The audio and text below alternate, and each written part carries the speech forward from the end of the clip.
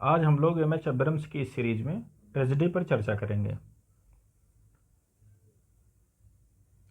तो सबसे पहले ट्रेजेडी क्या है, एक उसके नॉर्मल से जो डिफिनीशन है वो आप देखो कि ट्रेजेडी इन्होंने क्या बताया है कि ये ड्रामेटिक रिप्रेजेंटेशन है। किसका ड्रामेटिक रिप्रेजेंटेशन है?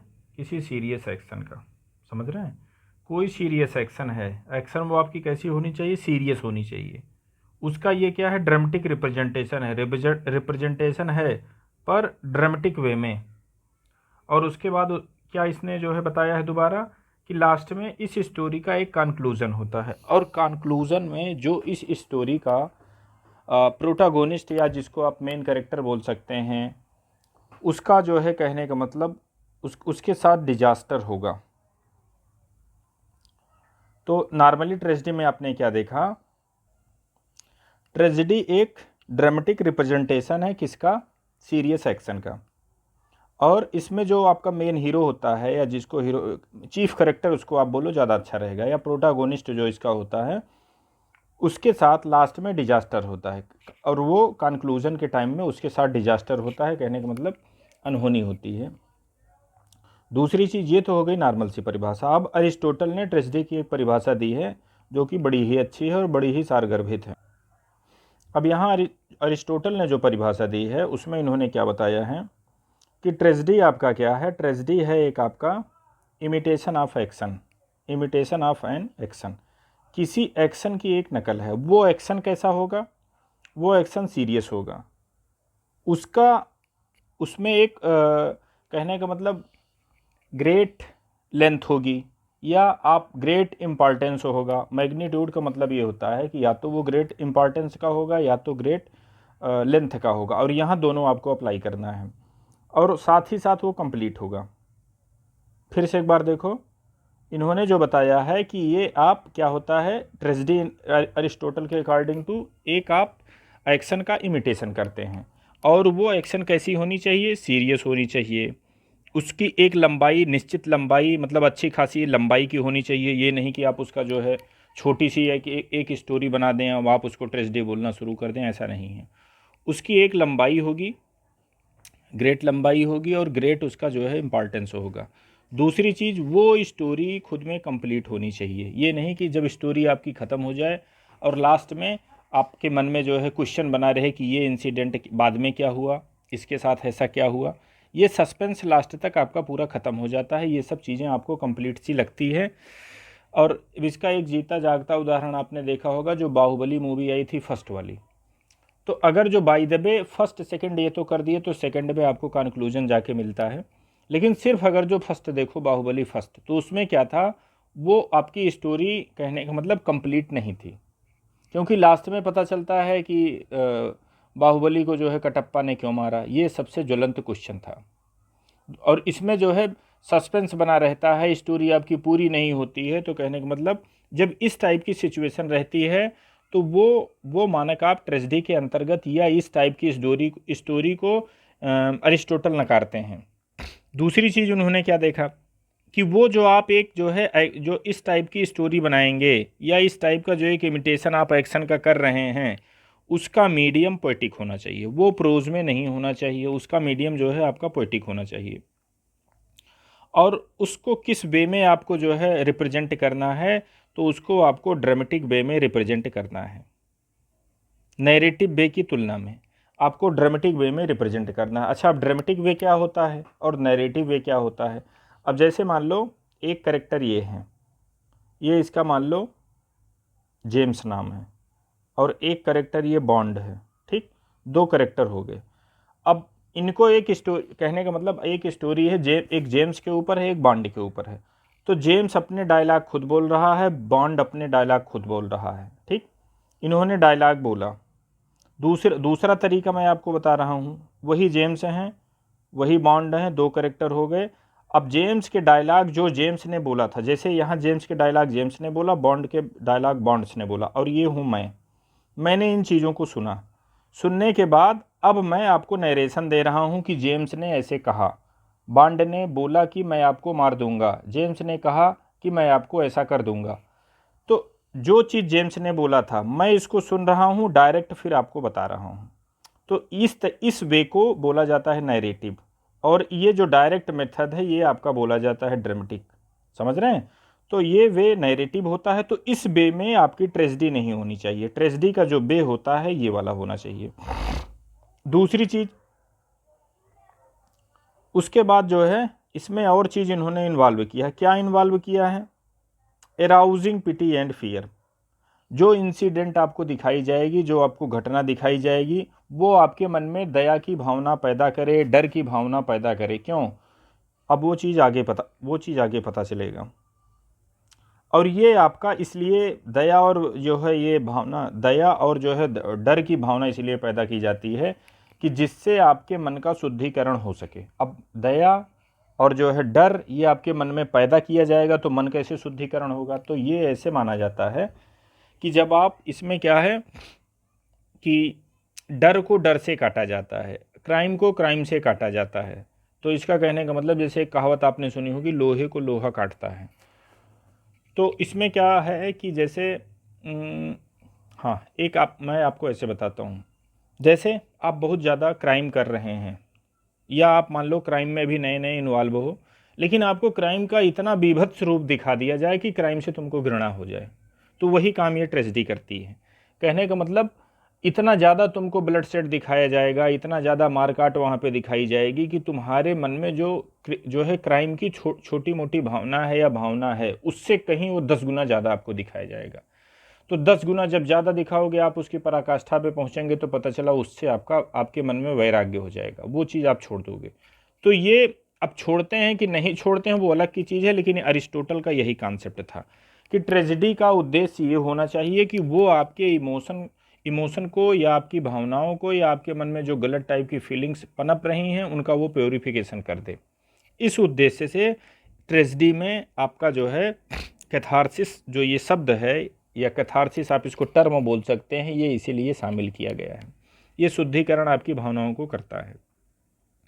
अब इस पे थोड़ा जो है और चर्चा करने की ज़रूरत है। कैथारसिस क्या चीज़ होती है? कैथारसिस आपका होता है परगेशन होता है, शुद्धिकरण। किसका शुद्धिकरण? आपके इमोशन का शुद्धिकरण। Purgation of emotion with pity and fear. तो इसमें आपने इमोशन का परगेशन किया, किसके माध्यम से? पिटी के माध्यम से, फियर के माध्यम से। और पिटी और फियर के माध्यम से कैसे आप परगेशन करेंगे? तो वही जो ऊपर हमने आपको तरीका बताया था कि आयरन कट्स आयरन, लोहा लोहे को काटता है। तो इसमें जो है क्राइम को क्राइम से काटा गया है, मतलब डर को डर से काटा गया है। इतना ज़्यादा आपको जो है डर दिखाया जाएगा कि आपके मन में डर पैदा हो जाए। इतना ज़्यादा आपके मन में मतलब करुणा पैदा कर दी जाएगी कि वो जो गलत काम हो रहा है, भले ही आप उसी टाइप के हैं, लेकिन आप उससे फिर दूरी बनाओगे। समझ रहे हैं?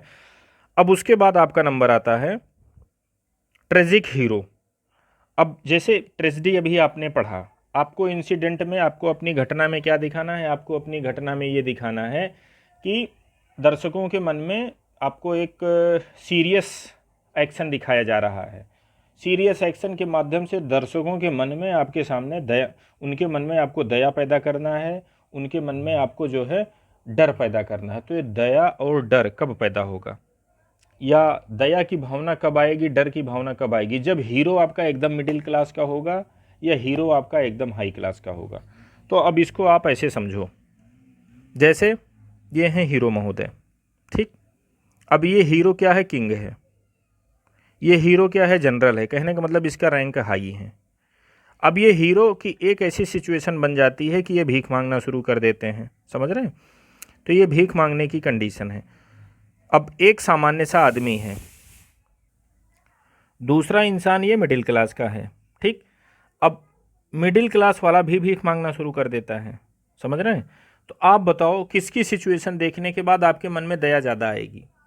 अब जैसे एक राजा है, इसकी आप देख रहे हैं कि इसने जीवन में कभी दुख नहीं देखा तक नहीं, झेलने की बात जाने दो, इसने दुख देखा तक नहीं, सारे काम इसके नौकर चाकर कर रहे हैं। अब एक सिचुएशन ये बन गई कि सारे काम ये खुद कर रहा है, ये भीख इसको मांगना पड़ रहा है, इसको कपड़े पहनने की तमीज़ नहीं है, इसको किसी चीज़ का जो है सलीका नहीं पता है, कैसे खाना खाया जाता है। इनके सामने खाना एक समय खुद आ रहा था, अब खाना इनको खुद मांगना पड़ रहा है, खुद इकट्ठा करना पड़ रहा है। तो दया वाली भावना किसके लिए आएगी? तो जाहिर सी बात है दया वाली भावना इनके लिए आएगी। और ट्रेजेडी में आपको पैदा क्या करना है? ट्रेजेडी में आपको दया ही पैदा करना है, ट्रेजेडी में आपको फियर ही पैदा करना है। इसलिए अरिस्टोटल ने माना कि जो ट्रेजिक हीरो होगा वो हाई क्लास का होगा, उसकी रैंकिंग हाई होगी, क्योंकि जितना बड़ा इंसान होगा मतलब उसका जितना बड़ा पद होगा, जब उसका तुम पतन दिखाओगे, जब उसका उतना बड़ा पतन होगा तो तुम्हारे मन में उतनी बड़ी ही करुणा की भावना या दया की भावना आएगी। अब यहाँ इनमें क्या था, अगर जो ये मिडिल क्लास के हैं तो जाहिर सी बात है इनको खाना बनाना भी आता होगा, इनको बर्तन धुलना भी आता होगा, ये और भी काम जानते होंगे। एक सिचुएशन बन भी गई, मान लो इनको भीख मांगना भी पड़ा, ये थोड़ा मोड़ा काम जानते हैं, किए हैं, तो इनको इस काम करवाने में ये काम करेंगे तो आपको देखने के बाद उतनी करुणा की भावना मन में, दया की भावना, सिंपैथी आप इनके साथ नहीं ला पाएंगे। तो यहाँ पिटी आपका जो है दया यहाँ कम पैदा होगी। तो इसलिए ट्रेजेडी का एक कॉन्सेप्ट बनाया गया था कि जो भी हीरो होगा वो हाई क्लास का ही होगा। कब तक? जब तक आपको जो है कैथार्सिस वहाँ दिखाना था, तब तक आपने जो है किया। हालांकि बाद के जो मॉडर्न प्ले जो है मॉडर्न ट्रेजेडी आई हैं उनमें हाई क्लास का जो है हाई क्लास का सिस्टम ख़त्म कर दिया गया हीरो का, तो उनमें कैथार्सिस भी ख़त्म कर दिया गया एक हिसाब से समझा जाए तो। अब प्ले का उद्देश्य भी अरिस्टोटल के टाइम में प्ले का दूसरा उद्देश्य था, अब यहाँ प्ले का कुछ उद्देश्य भी बदला तो इनके जो है मानक भी बदले, इनकी सिचुएशन भी बदली। अब इसी में जो है एक टर्म आपका आया है हमार्सिया, एक टर्म आपका है ट्रेजिक फ्लॉ, एक टर्म है आपका ह्यूब्रिस। अब ये सब क्या चीज़ हैं? अब आपको क्या दिखाना है? हीरो का पतन दिखाना है। हीरो का पतन कैसे होगा? हीरो का पतन ऐसे होगा कि उसमें कोई ना कोई कमी होगी, तुमको घटना नेचुरल से दिखानी है। तो जाहिर सी बात है, आप किसी का जैसे मान लीजिए बड़ा आदमी है, तो बड़े आदमी का विनाश कैसे होगा? उसमें कोई ना कोई इम्परफेक्शन होगा। जैसे मान लो उसको किसी गंदी चीज़ की लत लगी हो, या कोई गड़बड़ इंसिडेंट उसके साथ हो, या व्यक्तिगत उसकी कोई आदत हो जिसके कारण तभी तो वो पतन पे जाएगा, तभी तो उसके पैसे कम होंगे, तभी वो मृत्यु को प्राप्त करेगा। तो वो सबसे अच्छा उसमें क्या तरीका था कि हीरो में अरिस्टोटल ने क्या किया, उन्होंने एक मानक बनाया कि उसमें कुछ कमियां तुम पैदा कर दो। कि जैसे मैं समझ लो मैं हीरो हूँ, तो मुझ में वो क्या कमियां होगी कि मैं डिसीजन नहीं ले पाया, डिसीजन मुझ में न लेने की क्षमता आ गई, या मुझे बहुत ज़्यादा घमंड आ गया। आप मुझे वार्न किए कि फलाने से तुम सावधान रहना, अरे चलो फलाने को मैं देख लूँगा, फलाने का मतलब ऐसी की तैसी। तो ये जो ओवर कॉन्फिडेंस मुझ में दिख रहा है, ये ओवर कॉन्फिडेंस ही मेरे पतन का कारण बनेगा। तो अगर जो आपने जजमेंट लेने में एरर पैदा कर दी कि जैसे तुम निर्णय सही नहीं ले पाए, तो जब निर्णय सही नहीं ले पाए, उस निर्णय सही न लेने का जो है न लेने के कारण जो है आपका विनाश हो रहा है, तो वो सिचुएशन आपकी हमार्सिया होती है। हमार्सिया क्या होता है? एक एरर होती है, और ये कौन सी एरर स्पेशली होती है? तो मिस्टेक आप करते हैं जजमेंट की, आप जजमेंट गलत लेते हैं। जैसे किंग लियर में उसने गलत जजमेंट लेके अपने से जो है उसको जो है राज्य, पूरे अपने राज्य को 3 भागों में उसने बांट दिया था, ये गलत निर्णय लिया। हैमलेट ने क्या किया कि उसने क्लाडियस को छोड़ दिया जब वो पूजा कर रहा था। तो ये इन्हीं कहने का मतलब हैमलेट जैसे बहुत ज़्यादा सोचता था, तो ये सोचना ही उसके लिए जो है समझो कि हमार्सिया पैदा कर दिया। और किंग लियर में क्या था? किंग लियर में वो जो है कहने का मतलब वो तो एक टाइप से आप उसको मूर्खता ही उसका समझिए हमार्सिया का कारण बना। दूसरी चीज़ ह्यूब्रिस क्या चीज़ होती है? ह्यूब्रिस वही जो हमने बताया कि आप हमको आगाह करें कि यार फलाने से तुम सावधान रहना, तुमको खतरा हो सकता है। तो मैं कहूँ यार फलाने कितनी औकात, मैं तो राजा, और फलाने पता चला कि अभी हमसे 10 रैंक नीचे हैं, फलाने हमारा क्या कर सकते हैं, और कल के डेट में फलाने हमारी ऐसी की तैसी कर दिए। तो अब यही अगर जो मैं आगाह हो गया होता, जैसे कहते नहीं, दुश्मन चाहे जितना भी छोटा हो, दुश्मन को दुश्मन समझना चाहिए। अगर जो ये सिद्धांत पे आप चल रहे हैं तो ये ह्यूब्रिस नहीं है। दुश्मन को आप छोटा नहीं समझ रहे हैं, उसके रैंक दारे दुश्मन मेरा क्या करेगा। तो ये चीज़ ओवर मीनिंग जो प्राइड होती है आप में, इसी को ह्यूब्रिस यहाँ पे टर्म का नाम दे दिया गया है। चीज़ें वही हैं, नाम उनके बदल गए हैं।